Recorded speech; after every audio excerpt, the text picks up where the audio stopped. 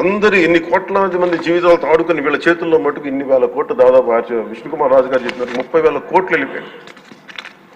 18,000 కోట్లు ముందస్తుగా తెలుస్తుంది కానీ ఇంకా లోతుగా చూస్తే అది చాలా పెద్ద ఇది స్కామ్, ఇది దోపిడీ.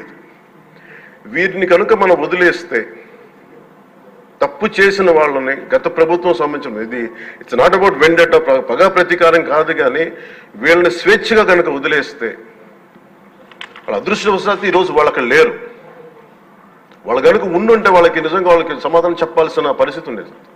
తప్పించుకొని పారిపోయారు వాళ్ళు ఈరోజు, తప్పించుకొని పారిపోయారు వాళ్ళు. We have to make them accountable అధ్యక్ష. వాళ్ళు we have to bring them into accountability. They have to be penalised.